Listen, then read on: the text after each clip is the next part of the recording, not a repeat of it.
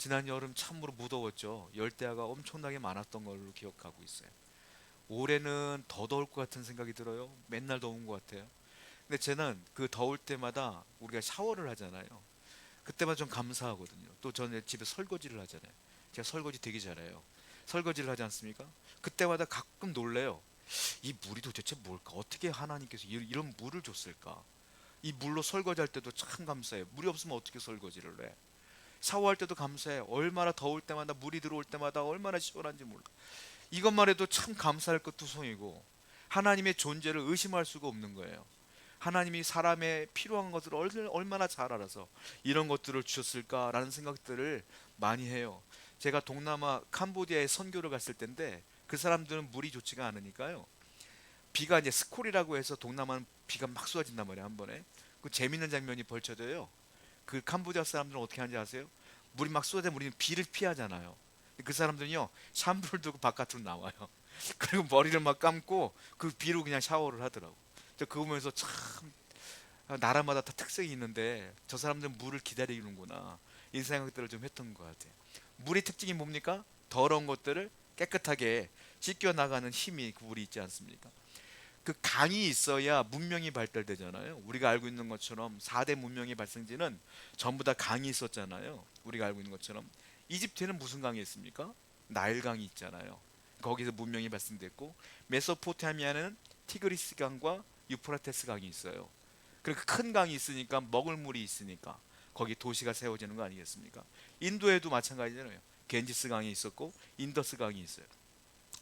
큰 도시들 있잖아요. 현대 문명도 마찬가지예요. 대한민국 서울에는 무슨 강이 있습니까? 한강이 있어요. 강이 있으니까 거기에 도시가 생기는 거예요. 먹을 물이 있어야 되니까. 우리나라뿐만이 아니에요. 런던에는 템즈강이 있죠. 파리에는 센강이 있죠. 그리고 또 어디 있습니까? 베를린에는 하멜강이 있고 워싱턴에는 프로맥강이 있어요. 포토맥강이 있어요. 그러니까 이게 강이 있는 곳마다 도시가 생기고 사람들이 모여요. 먹을 물이 있고 거기에 살아가야 될 필요한 모든 것들이 그 강으로부터 시작되기 때문에 그렇습니다. 그런데 재밌는 게 뭔지 아십니까? 예루살렘엔 강이 없어요. 이스라엘은 강이 없어요. 우리가 알고 있는 거 요단강, 요단강 있잖아요. 요단강 가보셨어요? 요단강 보신 적 있으세요? 그건 강이라고 할 수가 없어요. 시골에 가는 시냇물 말도 못해. 근데 요단강이 있어요. 근데 강이 아니야. 실질적으로 말하면 예루살렘은 강이 없다고 보셔야 돼요. 그런데 강이 없는 곳에 도시가 세워지고 하나님의 은혜가 있어요. 제가 이 얘기를 왜 하냐면 오늘 에스겔서는 환상을 보는 건데 하나님의 성령에 의해서 에스겔 선지자에게 환상을 보여주는데 그 환상이 물이에요. 물, 강, 바다 이걸 보게 하신단 말이에요. 그러니까 이 예루살렘엔 강이 없는데 강을 보게 하신다는 건 환상이라는 것이고 이건 육체적인 것이 아니라 보여지는 것이 아니라 영적인 환상이구나. 이걸 우리가 알고 있어야 된다는 거예요. 자, 성부, 성자, 성령 삼위일체 하나님. 성부 하나님, 성자 하나님, 성령 하나님. 성부는 우리가 하나님이라고 부르고 성자는 이 땅에 오신 하나님, 예수님을 말하는 거예요. 성령 하나님은 별명이 많아요. 성경을 보면 성령 하나님은 다양하게 표시되어 있는데 첫 번째 바람, 바람이라고 표현해요. 또 불, 사도행전 2장에 보면 불이 막 떨어지지 않습니까? 불, 이슬, 그리고 예수님이 요단강에 세례받고 올라올 때 성령이 어떻게 비둘기처럼 비둘기 이렇게 비유가 된단 말입니다. 또 하나 성령을 비유로 말할 때 뭘로 말하냐면 물로 표현해요. 물, 생명수, 생수의 강, 물 이렇게 표현한다는 거예요. 오늘 에스겔 선지자가 이 환상을 보는데 하나님이 물을 보여주셨어요. 그 물은 곧 무엇을 말하는 겁니까? 성령을 말하는 거다. 그러니까 성령이 예루살렘에 들어오게 되면 이런 일이 벌어질 것이다. 성령이 너에게 들어오면 이런 일이 벌어질 것이다. 성령이 이스라엘 민족에게로 흘러 들어오면 이런 일이 벌어질 것이다. 라는 것들을 예언을 통해서 말씀하고 있다는 거예요. 그러면 그 성령이 어떻게 어디서부터 오느냐? 그 부분부터 오늘 하나님께서는 말씀하고 있다는 거예요. 오늘 본문은 이 예언서의 이 환상의 하이라이트 부분이기도 합니다. 이 부분에서 우리는 많은 것들을 알게 되는데, 자, 하나님께서 이 예언서를 말씀하시는데 하나의 말씀을 통하여 두 가지 이상의 예언을 하셔요. 첫 번째는 뭐냐면, 자, 성령이 이스라엘 민족에게 올 것인데, 그러면 이스라엘 민족들은 어떻게 될 것이냐면 회복될 것이다라는 회복의 예언을 하셔요. 또 하나, 성령이 예루살렘을 흘러 들어오게 되면 지금 너희들이 잃어버린 모든 것들을 회복할 것이며, 거기에 다시 교회가 세워질 것이며 새 예루살렘이 세워질 것이다. 그리고 그 예루살렘을 통하여 하나님 나라가 다시 세워질 것이다라는 또 예언을 하세요. 그러니까 사람의 회복과 더불어, 영의 회복과 더불어 하나님 나라가 이루어질 것을 예언하는 거예요. 그러니까 하나의 말씀으로 두 가지 이상의 예언을 하세요. 이것을 예언의 복합성이다 이렇게 표현합니다. 그러니까 두 가지 이상의 예언을 하신다. 자, 에스겔 선지자가 누구냐면 이스라엘 사람들, 즉 유대가 바벨론에 의해 멸망당해요. 멸망당한 다음에 포로로 잡혀가요. 그때 포로로 잡혀간 대표적인 사람이 다니엘, 그리고 세 친구, 그리고 또 한 사람이 있어요. 유명한 사람, 에스겔이에요. 에스겔도 포로로 잡혀간 거예요. 그러니까 에스겔은 지금 예루살렘에 있는 게 아니에요. 예루살렘에 있는 게 아니라 어디냐면 바벨론의 포로로 잡혀간 상태야. 그런데 거기서 하나님께서 에스겔에게 기도하는 가운데 환상을 보여주시는 거예요. 예루살렘으로 강이 막 흘러가는 걸 보여주시는 거예요. 이 말은 뭐냐? 너희들이 회복될 것이고 다시 돌아갈 것이고 거기에 다시 내가 교회를 세우리라. 이 말씀을 에스겔 선지자를 통해서 말하고 있는 거예요. 여러분, 포로로 잡혔을 때 얼마나 좌절했겠습니까? 절망했겠어요. 나라를 빼앗겼어요. 나라가 없어요. 내가 언제 죽을지 몰라요. 그 가운데에 하나님이 말씀하신 거예요. 하나님은 언제 말씀하시느냐?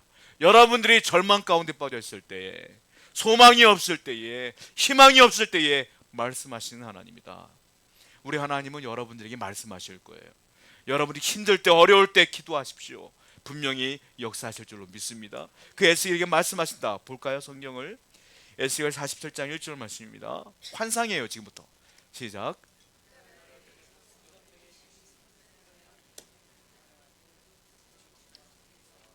그러다가 성전 오른쪽 제단 남쪽으로 흘러내리더라. 그는 천사를 말합니다. 환상이에요. 그가 나는 에스겔을 말하고 있어요. 그 천사가 나를 데리고 어디 갔느냐? 성전 문에 이르렀다.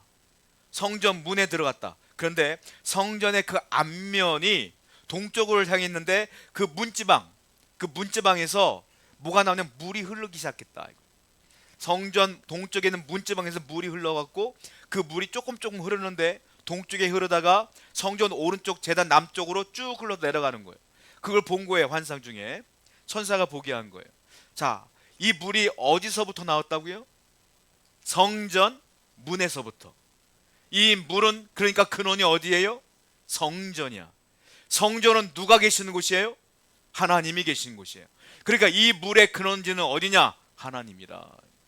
하나님이 이 물을 주시는 것이다 이 말이에요.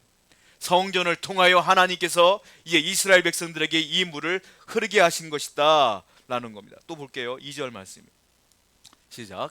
그가 또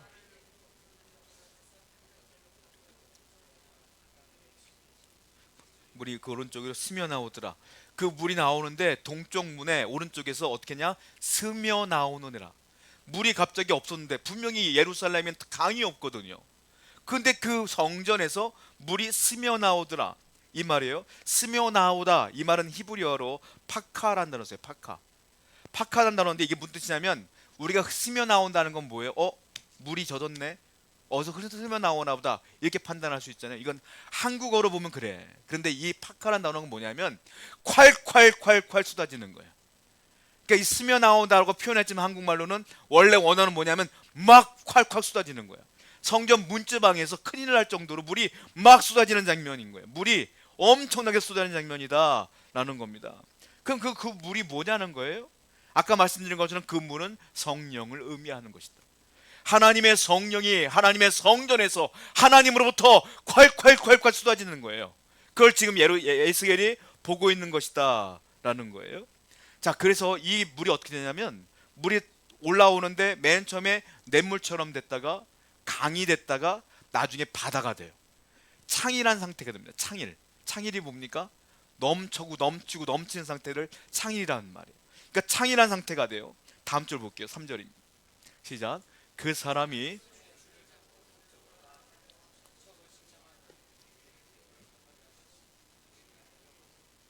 그래서 그 사람이 천사를 말하는 거예요. 손에다가 손을 잡고 동쪽으로 나아가며 천척을 측량했대요. 길이의 단위입니다. 고대 길이의 단위. 척이라는 것은 1척이라는 것은 55cm를 말해요. 우리가 길이 단위가 몇 개가 있는데 노아 방주를 지을 때 1규빗, 2규빗 이렇게 나오잖아요. 규빗. 규빗은 45cm. 팔에서 요도 팔꿈치 정도 되는 거예요. 이게 규빗이야. 45cm. 척은 55cm예요. 그러니까 천사가 길이를 재는 거예요. 물이 흘러가는 그 길이를 재는 거예요. 쟀더니 얼마예요? 1천척이야. 그러니까 550m가 되겠죠.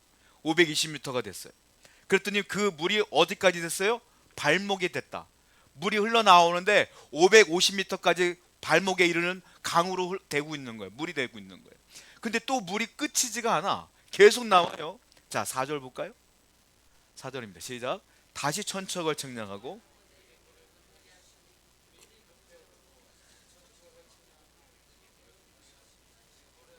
다시 물이 흘러가니까 또 천척을 재서 550m 또 쟀어요.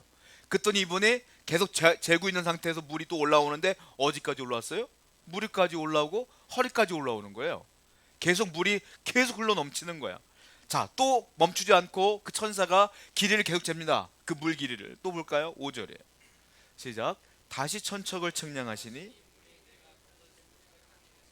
그 물이 가득하여 헤엄칠 만한 물이요 사람이 능히 그 천척을 550m를 재는 가운데 물이 또 불어나가지고 이번에는 허리가 아니라 사람을 넘어선 거예요. 도저히 걸을 수 없을 정도로 강이 된 겁니다. 이제는 수영을 해야 돼. 헤엄을 쳐야지만 건널 수 있을 정도로 많은 맑은 물이 됐다 이 말입니다. 맑은 물이 어떻게 됐다고요? 헤엄을 칠 정도로 많아진 거예요. 이건 어떤 의미냐면은 하나님의 성령이 흘러오는데 처음에는 발목까지, 그 다음에 허리까지, 나중에는 내 머리를 뒤집어요. 이게 뭐예요? 이걸 성령 충만이라고 하는 거예요. 성령이 이 성전부터 충만한 상태까지 이르게 할 것이느라 이 말씀이에요. 자, 발목은 뭐냐면 여러분들 우리가 어디 뭐 놀러 가면 다리 걷고 물을 건너잖아요. 발목까지 되면 어떻게 돼요? 내 마음대로 건너갈 수 있어. 하나도 안 힘들어. 그렇잖아요. 그냥 걸어갈 수 있어요. 무슨 말이냐? 성령이 여러분께 흘러가는데 발목까지 성령이 임하면 어떻게 되냐면 내 맘대로 산다는 거예요. 하나님의 성령은 내게 끊임없이 말을 해. 야, 그거 죄다. 하지 말아라. 멈춰라. 참아라. 인내하라. 용납하라. 사랑하라. 설교를 통해서, 말씀을 통해서, 묵상을 통해서 아무리 말해도 내 맘대로 사는 거야. 못 참겠어요. 하나님, 못 사랑하겠어요. 하나님, 내가 할 수가 없어요. 내 맘대로, 말씀은 있는데 내 맘대로 살아. 이건 뭡니까? 발목까지 온 거예요. 결국 성령이 임해도 내 맘대로 사는 사람들은 이 말이에요. 근데 허리까지 차요. 물이 허리까지 찬다는 건 뭐예요? 걸을 수 있어요, 없어요? 걸을 수 있지. 있는데 어떻게 해요? 힘이 들죠. 느리지. 아이고 힘들어. 이럴 거면 수영할까 말까 고민도 하지. 그렇게 힘들어. 이건 뭐예요? 여전히 내 자아가 있어. 말씀은 여전히 있어. 하나님, 야 하지마. 죄야. 막 말하는데 들리긴 하는데 내 자아가 아직도 세. 그래서 가긴 가는데 하나님 말씀이 자꾸 잡아 당겨 나를. 그러니까 어떤 상태냐? 갈등의 상태. 하나님 말씀대로 살지도 못하고 내 마음대로 살지도 못하고 애매한 상태. 갈등이, 이런 분들은 갈등이 많아요. 아주 간단하거든요. 하나님 말씀하시면 그대로 살면 돼. 근데 갈등이 많아. 왜 갈등이 많아요? 내 욕심이 많아서 그렇지. 내가 죄가 많아서 그래. 아직도 내 의지대로 살려고 하니까 자꾸 말씀이 잡아 당기니까 갈등이 많아요. 쉬운 건데 말씀이 그러면 그렇게 살면 되는데 그렇게 못 살아요. 그런 상태예요. 근데 성령이 충만한 건 뭡니까? 물에 몸을 맡기는 거예요. 물에 몸을 맡기고 물에 둥둥 떠다니는 거예요. 제 친구 목사가 해병대 특수수색대를 나왔어요. 해병대를 지원했다가 뽑혀갖고 특수수색대를 했어요. 그 친구가 나중에 제대한 다음에 우리 동기들을 모아놓고 수중 침투라고 하는 수영 서클을 만들었어. 그 친구가 수영 가르쳐준다고 해서 저도 그 멤버로서 수영을 배우다가 너는 안 되겠다고 저는 이제 탈퇴를 했어요. 엉덩이가 너무 나오는데 물에서 그래서 안 되겠다고 탈퇴했는데 그 친구가 저한테 그러더라고요. 자기가 수영을 전혀 못했는데 군대 가서 수영을 배우는데 어떻게 배웠냐면 해병대 특수수색대 친구들을 보트를 타고 바다로 간대요.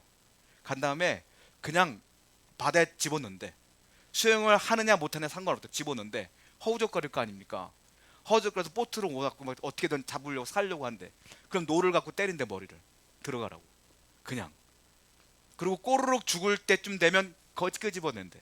그리고 괜찮아? 또 집어넣는데. 그리고 계속 훈련시키는 거야. 그러면서 말하는 게, 야, 힘 빼, 힘 빼, 힘 빼, 맡겨, 힘 빼, 물에 맡겨, 힘 빼, 이것만 한대요. 그리고 꼬르락꼬르락 내려가면 노루 때린대. 계속 올라오지 못하도록. 그래서 나중에 어디까지냐면, 나중에 훈련 오전에 들어가갖고 나중에 수영을 잘하게 되면 점심도 거기서 물에서 먹는데요. 그냥 점심 떠 있으면, 야, 밥이다 하고 거기서 먹으면 있는 거예요. 그 정도까지 되면 훈련이 끝난대요. 그 친구가 하더라고요. 수영하는 방법은 그냥 맡기는 거야 그러더라고요. 여러분, 물이 창일하게 있다는 건 뭡니까? 내 의지가 없는 거예요. 그냥 물이 흘러가는 대로 놔두는 거야. 그게 뭡니까? 성령 충만이야. 성령 충만은 뭡니까? 내 의지가 없는 거예요. 하나님이 나를 지배하는 겁니다. 하나님 말씀이 나를 지배하고 성령이 이끌어가는 거예요. 이게 성령 충만의 상태다라는 거예요. 여러분의 신앙은 어떠십니까? 발목 신앙인가요? 허리 신앙인가요? 아니면 성령 충만의 신앙인가요? 아직까지도 말씀이 있는데 여러분들의 자아가 강해서 마음대로 삽니까? 그런 분들은 갈등도 없어요. 내 마음대로 살면서도 죄의식도 없어. 그러나 갈등이 있는 분들이 있죠. 허리에 찬 분들은 이거 죄일 것 같은데 그래도 내가 죄 지어 그러면서 할 건 해. 이런 갈등이 있어서는 안 돼요. 우리 성령이 충만한 사람들은 성도라면 하나님께 맡기고 말씀대로 살아가야 될 줄로 믿습니다. 저항을 멈추고 하나님 말씀대로 살아가는 성도가 되어야 될 줄로 믿습니다. 그러면 에스겔 선지자는 이거 성령 충만한 것을 가르쳐줬단 말이에요. 이 말씀 후에 또 말씀하세요. 너희가 이와 같이 성령이 충만하면 이러한 효과가 나타날 것이다. 이러한 결과가 나타날 것이라고 또 말씀하시는 거예요. 에스겔 선지자에게 이제 올라오라고 그래요. 물에서 올라오라고 합니다. 올라왔어요. 올라온 다음에 이제 또 다른 광경을 보여주시는 거예요. 그러면서 성령 충만한 사람들에게는 이런 효과가 있다라고 말씀하시는 장면들이 이제 그 다음 절이에요. 자, 에스겔 47장 7절, 8절, 10절 한번 읽어볼까요? 읽어봅니다. 시작.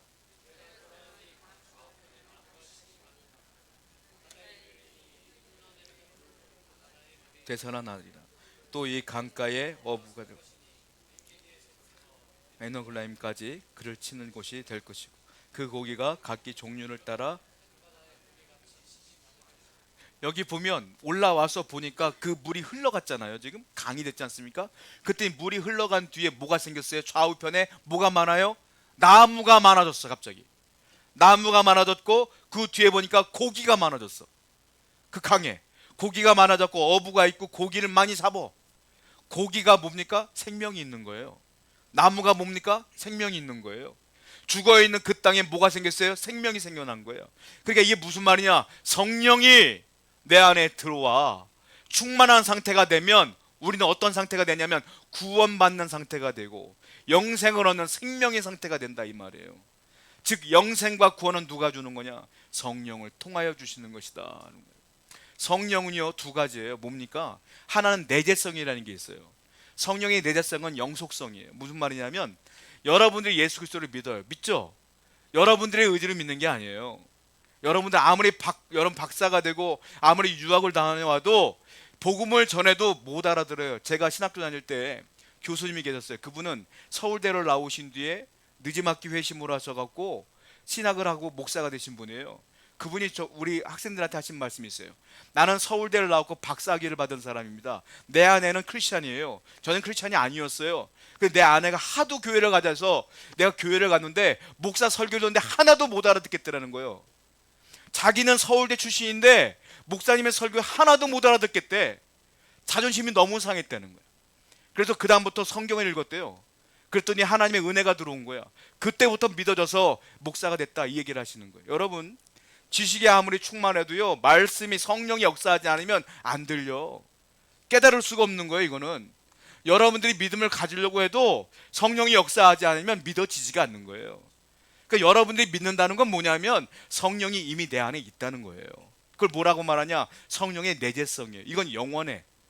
여러분들이 하늘나라 갈 때까지 성령은 떠나지 않아. 이분이 계시는 거야. 근데 많은 사람들이 성령이 내 안에 없습니다. 왜 충만하지 않을까요? 왜 방언하지 않을까요? 그거는 성령의 내재성과는 다른 거예요. 뭡니까? 그거는 성령의 충만이야. 성령의 충만은 간헐적인 거예요. 성령은 내 안에 늘 계시지만 충만하면 달라. 왜냐하면 나는 죄인이거든. 아직까지 죄성이 있으니까 어때요? 내 의지가 있어. 그러니까 내 맘대로 살려고 그래. 성령이 아무리 말씀해도 아까 말씀드린 것처럼 내 맘대로 살고 내 의지대로 살려고 해. 그러니까 충만함이 안 되는 거예요. 성령의 내재성으로 믿긴 하지만 충만한 삶을 못 사는 거예요. 그러니까 이건 간헐적인 것이다 라는 거예요. 자, 그런데 뭡니까?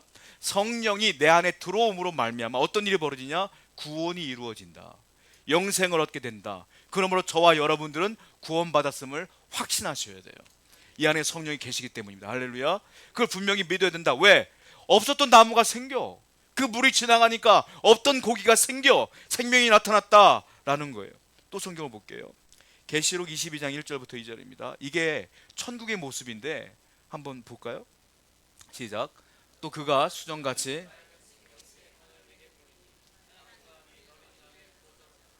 길 가운데로 흐르더라.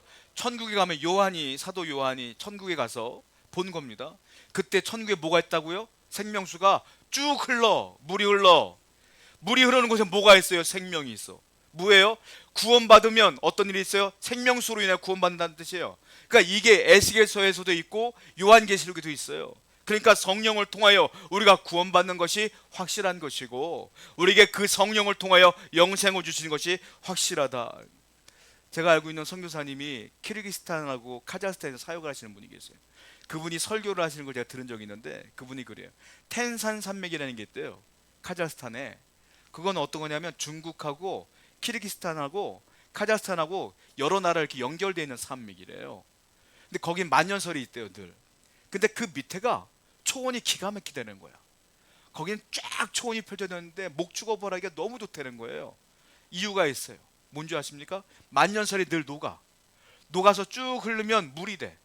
물이 돼가지고 쭉 타고 내려와가지고 그 카자흐스탄 지역을 쭉 덮으면 물이 지나가니까 뭐가 생길까요? 이끼가 생기고 물이 지나가니까 식물이 생기기 시작해. 그러니까 그 식물을 먹기 위해서 동물들이 와. 그러니까 양을 칠 때에 목축업을 할 때 늘 그 안에 가서 그 초원에서 양을 먹인다는 거예요. 여러분, 그 생명의 시작은 무엇으로 시작된 겁니까? 물로 시작된 거야. 물이 있어야 생물이 시작되지. 하나님이 물을 얘기한다는 건 뭡니까? 이건 육신적인 게 아니라 너희 영혼이 살려면 성령의 물이 흘러야 된다는 거예요. 내 안에 들어와야 된다는 거예요. 그러면 우리가 생명을 얻고 산다, 이 얘기를 하시는 거 아니겠어요? 이따금 병원에 있는 분들 계세요. 몸이 아프신 분. 제가 청년 사역할 때 청년 아버지가 시인이신데 예수를 안 믿어요. 그 친구가 저한테 간절히 얘기하는 거예요. 목사님, 우리 아버지가 암 4기 말기인데 돌아가시기 얼마 안 남았어요. 제가 아무리 전도를 해도 돌아오질 않아요. 한번 가주시겠어요? 라고 해서 제가 갔어요. 갔는데 얼굴이 시커매 간암으로 돌아가시는 거예요. 제가 그분한테 얘는 매일 전도를 해도 안 들으셨대. 근데 이분도 아시는 거 내가 얼마 안 남았다는 거를 그 얼굴 시커마신 분한테 제가 복음을 전했어요. 예수 그리스도님에 대한 얘기를 하고 이제 쭉 얘기한 다음에 이 예수님을 한번 받아들이시겠어요? 라고 물었더니 이분이 뭘 하는지 아세요? 죽어가는 목소리로 네, 믿기를 원합니다. 그러는 거예요. 제가 그 순간 안수를 했더니 얘가 막 우는 거야, 딸이. 결국 그 안수한 다음 며칠 뒤에 돌아가셨어요. 그 장례를 제가 치렀거든요. 그래서 돌아가셨어요. 근데 돌아가실 때 그분이 믿습니다고 제가 안수를 끝내고 왔는데 얼굴이 그 까만 얼굴이 환해지는 거야. 제가 그때 느꼈어요. 야, 네 아버지 구원 받았다. 걱정하지 말아라. 내가 그랬더니 얘가 막 펑펑 울고 장례까지 제가 치러줬던 기억이 있어요. 여러분, 예수님을 받아들이는 순간 그 성령의 물이 내 안에 들어와요. 들어오면 그 죽어가는 얼굴이 살아나. 영혼이 살아나는 거예요. 여러분, 그렇습니다. 여러분들이 평생 생명을 얻고 살려면 내 안에 성령을 늘 붙들고 충만한 삶을 살아야 될 줄로 믿습니다. 이 은혜라는 거예요. 두 번째, 이 성령을 받아들이면 효과가 있는데 두 번째 효과가 뭡니까? 예스겔 47장 8절에 시작. 그가 내게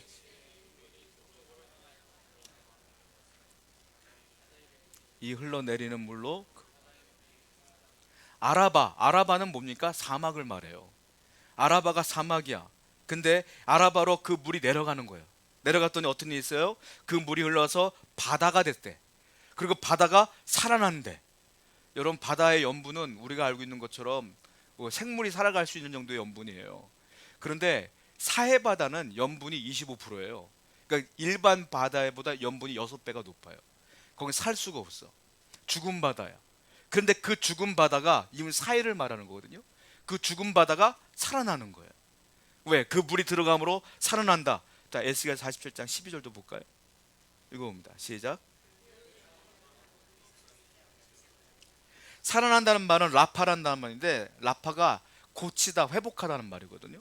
근데 여기 보니까 그 다음 절에 보니까 열매는 먹을 만하다. 그 바다 옆에 열매가 생기는데 먹을 만하다. 또 하나, 그 잎사귀는 약재료로 쓴다.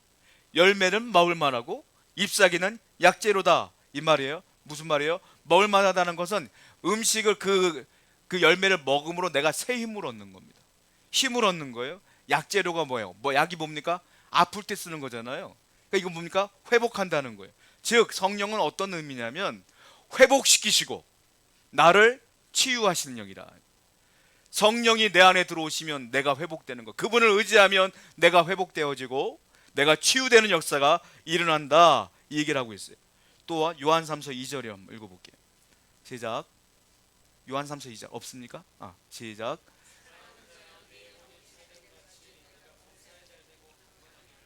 보세요. 네 영혼이 잘됨 같이 네가 범사가 될 것이다. 영혼이 잘 돼야 범사가 잘 돼요. 영혼이 잘 돼야 뭐가 돼요? 네가 강건하기를 간구하노라. 강건해진다, 건강해진다는 거예요. 즉 내 영혼은 뭘로 잘 돼요? 성령이 내 안에 들어와 계실 때에, 성령 충만할 때에 내가 잘 되고 건강하다. 치유와 회복이 성령으로부터 오는 것이다 라는 거예요. 1960년대 영화 중에 벤허라고 하는 영화가 있어요. 제가 우리 사모님하고 병원에 있을 때도 채널을 할 게 없으니까 TV 채널을 돌리다 보니까 벤허가 하더라고. 볼까 말까 고민하다가 몇 번을 봤기 때문에 오늘은 안 보리라 넘어갔어요. 옛날 영화가 여전히 해. 그게 찰튼 헤스턴 주연의 벤허, 기억하시죠? 그 벤허가 굉장히 잘 만들어진 영화예요. 사실은 이 벤허는 주인공 이름이 벤허인데 그 집안에 원수가 있죠. 원수를 미워합니다. 그러다가 막판에 원수를 용서해줘요. 언제 용서해주냐면 그 벤허가 예수를 영접하고 예수님이 십자가에 돌아가셔요. 돌아가실 때 그가 그 원수들을 다 용서합니다. 근데요, 제가 볼 때마다 기가 막힌 게 저 감독이 정말로 성경을 많이 봤구나라는 걸 깨달은 부분이 있어요. 그게 어디냐면 예수님이 십자가에 돌아가시는 그 장면 가운데 갑자기 비가 내려요. 그 영화 광경에 비가 내려. 근데 비가 내리는 장면이 딱 바뀌면서 그 비가 흘러가는데 강이 돼. 강이 되고 콸콸콸 넘치는 강으로 딱 바뀌면서 그 배너의 어머니와 배너의 누이가 문둥병자였는데 딱 나요. 그게 저기 벌어지는 거예요. 저는 그거 볼 때마다 저분은 참 성경을 많이 봤구나라는 걸 깨닫는 게 뭐냐면 그분은 성령을 의미하는 거예요. 예수님 돌아가실 때 성령이 오시잖아요. 돌아가신 뒤에 성령이 오시는 거야. 비를 통해서 성령이 지나갈 때 강이 되면서 그 문둥병이 나. 성령을 통해 병고침의 역사가 나타나는 것들을 표현하는 겁니다. 그리고 베너는 자기 원수를 용서해. 마음도 회복되는 걸 표현하는 거예요. 여러분 그거 알고 보시면 참 기가 막혀요. 제가 오늘 말하고 싶은 게 그거예요. 성령이 흘러가면 이 회복과 치유의 역사가 나타난다니까요. 그러니까 여러분들은 아무리 어렵고 힘든 일 있어도 주님께 기도하시면 하나님의 영이 여러분 가운데 임하시면 역사가 나타날 줄 믿습니다. 또 성령의 효과가 세 번째가 있는데 에스겔서 47장 12절 말씀 또 보겠습니다. 시작. 광좌우가에는